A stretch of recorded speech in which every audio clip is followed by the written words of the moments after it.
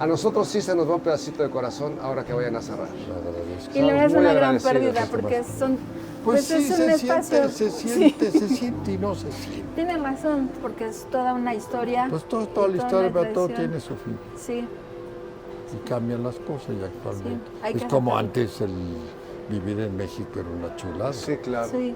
Se parrandeaba uno y no le pasaba nada. Lo único que había que cuidarse era de los mordelones de moto de los tamarindos. Ajá. Esos sí eran unos hijos de Menimpis, güey. Pero los demás no.